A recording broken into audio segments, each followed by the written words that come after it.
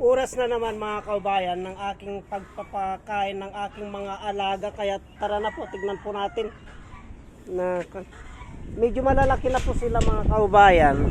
Mga ilang araw na lang po pakakawalaan ko na sila. Yan na po sila mga kaubayan. Ilang araw na lang ito. Ang lalaki na, ilang araw na lang to, pakakawalaan ko na. Maglalagay muna ako ng pagkain nila. Tuwing bubuksan ko itong kulungan na ito at maglagay ng pagkain nila, nagkakagulo sila. Kaya hinahagis ko na lamang po na ganyan mga kaubayan. Yan po. Hagisan ko lamang na ganyan yan. Bahala na po sila.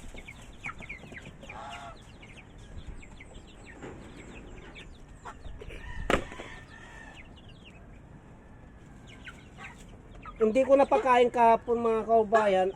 Ang kulang sa kanila, hindi nila nalagyan ng tubig, kaya maglalagay muna ako ng tubig ng inuminan nila. Bali itong tubig, ganito ako maglagay ng tubig nila mga kaubayan.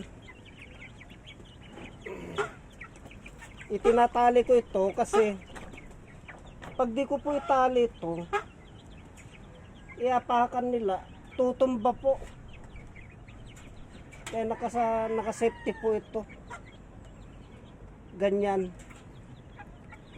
Itatali kong ganyan yan para kahit apakapakan po nila, hindi po matumba. Kasi ang lilikot po ng mga manok na ganyan. Yan, pag alam nilang may tubig na po yan, wala na pong tigil sa kalalanguyan. Yan po. At yung isa naman pang lalagyan ko ngayon doon. Medyo kailan pag nag-alaga ka po ng ganitong mga kaubayan, ay matyaga ka po. Kasi kung hindi ka po matyaga,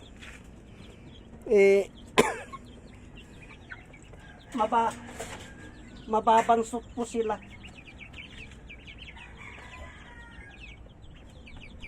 Hindi po sila lalaki ng gusto mga kaubayan.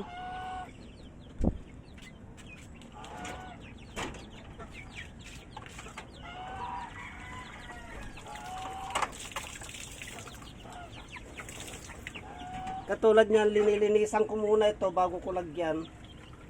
Yan, malinis na po ito. Malinis na po ito mga kaubayan, kaya lagyan ko na lang na ganyan to.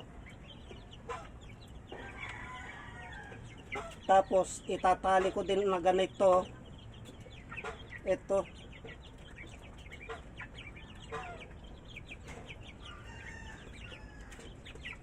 Yan, itatali ko pong ganyan yan para hindi po siya matumba.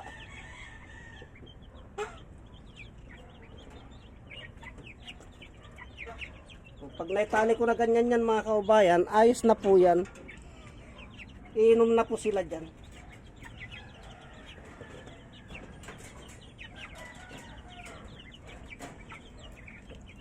Nakakatuwa lang pagmasdan na pag nag-aalaga ka po, nakikita mo na lumalaki po sila. Katulad po nito, malalaki na po sila. Kaya nasusulit din po yung pagod mga kaubayan. Pag nakikita mo silang ganyan.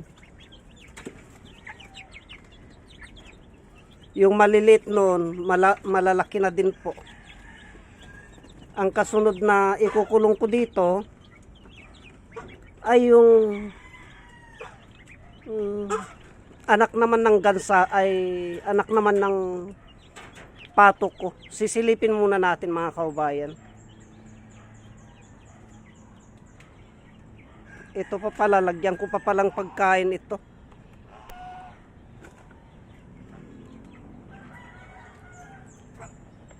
Hindi na kayo. Mm.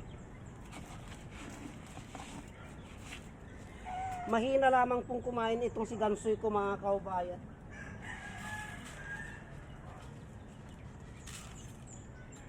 Yan, mahina lang po siyang kumain. At ito naman kailangan lagyan ko din ito.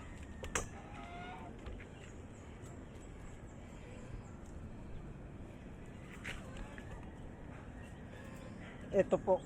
Konti-konti lang pong linalagay ko.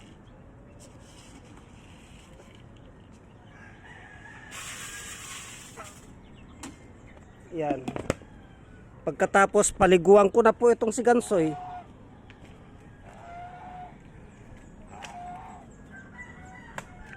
Papaliguan ko na po siya.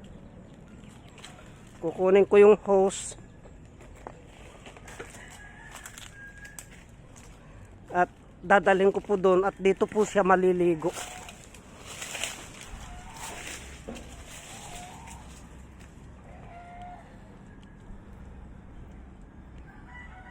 Yan, dyan po siya maliligo mga kaubayan.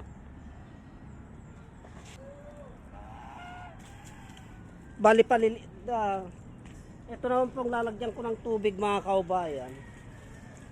Yan.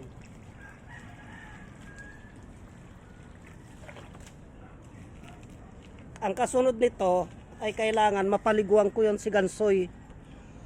Kasi po kung hindi ko po paliguan yan, mainit pong ulo niyan. Maingay po. Nasanay na po na tuwing umaga. Maliligo siya basta't nagpwesto siya doon. Kailangan paliguan ko na yan.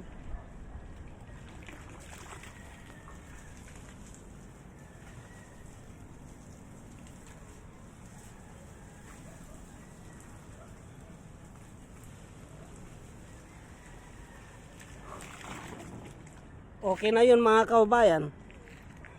At papatayin ko na yung gripo.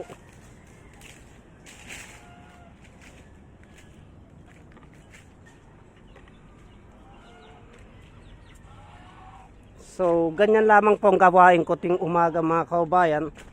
Bali tapos na ako niyan. Kaya isusunod ko naman po yung mga dapat kong gawain dun sa loob ng bahay. Hanggang dito na lamang po at marami pong salamat.